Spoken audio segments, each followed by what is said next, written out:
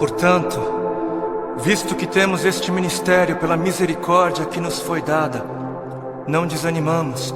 Antes, renunciamos aos procedimentos secretos e vergonhosos, não usamos de engano, nem adulteramos a palavra de Deus. Ao contrário, mediante a clara exposição da verdade, recomendamo-nos à consciência de todos diante de Deus. Pois não pregamos a nós mesmos, mas a Jesus Cristo, o Senhor, e a nós como escravos de vocês por causa de Jesus. De todos os lados somos pressionados, mas não desanimamos.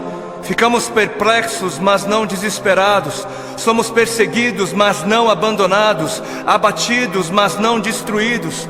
Trazemos sempre em nosso corpo o morrer de Jesus, para que a vida de Jesus também seja revelada em nós. Pois nós que estamos vivos, somos sempre entregues à morte por amor a Jesus, para que a sua vida também se manifeste em nosso corpo, de modo que em nós atua a morte, mas em vocês a vida. Por isso não desanimamos, embora exteriormente estejamos a desgastar-nos, interiormente estamos sendo renovados dia após dia, pois os nossos sofrimentos leves e momentâneos estão produzindo para nós uma glória eterna que pesa mais do que todos eles.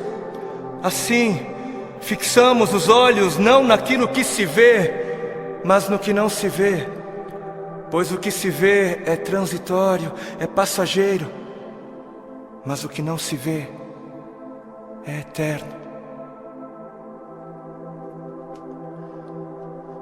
Para que outros possam viver, vale a pena morrer.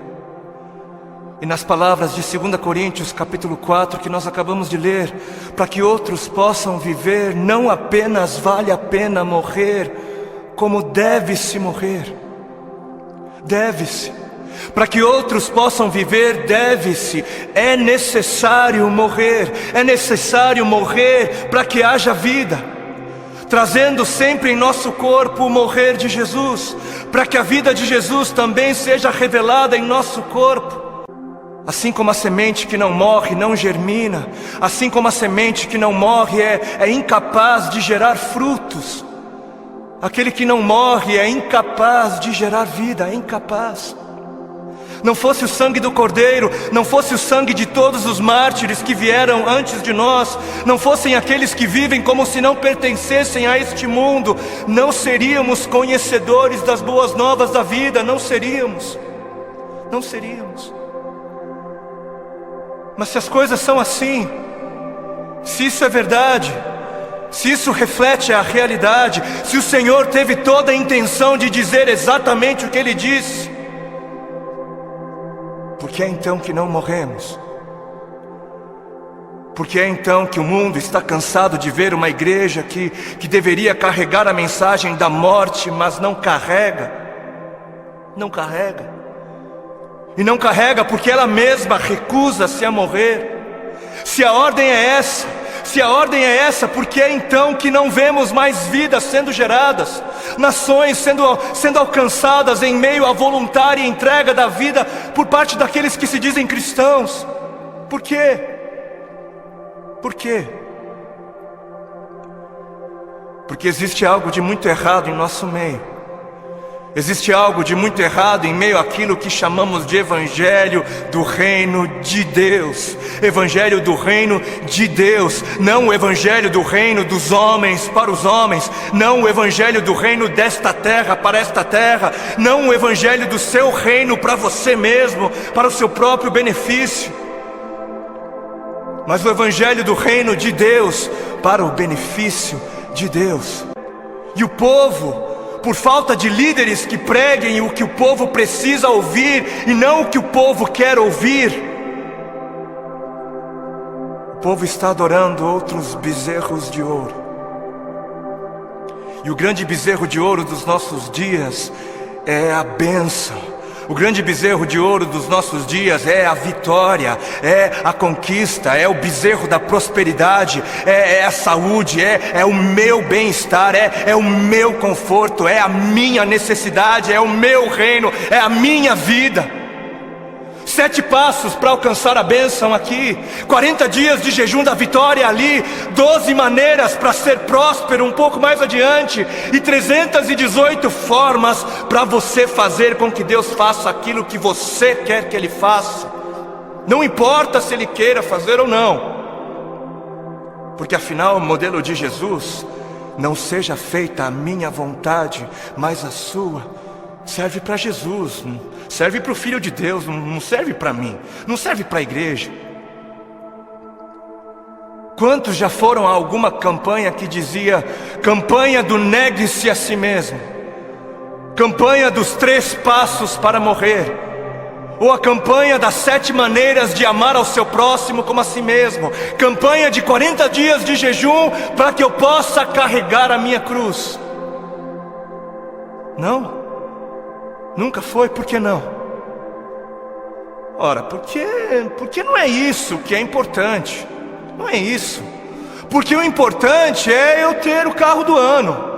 Porque o importante é eu ser abençoado. O importante é eu mostrar o quão abençoado sou. Preciso mostrar. Eu preciso mostrar. Porque afinal de contas, se ando de carro importado, é porque Deus me deu, né? Deus me deu. Porque é muito óbvio que Deus está muito mais preocupado com o meu ego. Eu sou tão espiritual e abençoado que é muito óbvio para mim, e é muito óbvio só para mim, que Deus está mais preocupado em colocar dinheiro nas minhas mãos para que eu possa comprar coisas caras e tolas, do que está preocupado em colocar recursos sob os meus cuidados para que eu possa de alguma maneira aliviar a dor dos aflitos. Porque Deus é tão bom para mim, Deus é tão sábio, Ele é tão misericordioso, que Ele prefere que eu compre para mim o meu 100º par de sapatos. Porque o importante é eu encher o meu celeiro até onde der. O importante é o meu reino, é a minha justiça. Porque o importante é eu viver como se não houvesse morte.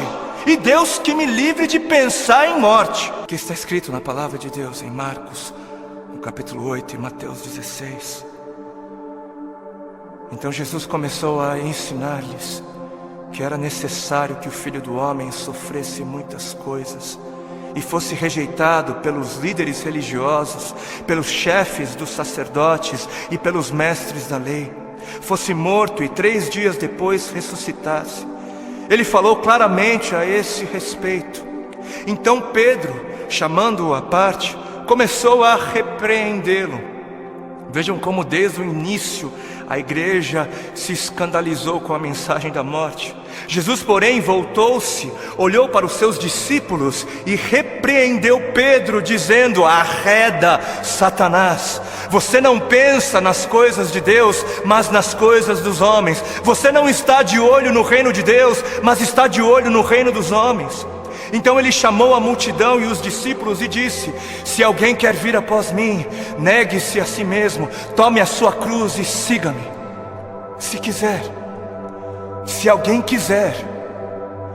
Porquanto quem quiser salvar a sua vida, perdê-la-á. Mas quem perder a vida por minha causa, achá-la-á. Pois o que aproveitará o homem se ganhar o mundo inteiro e perder a sua alma?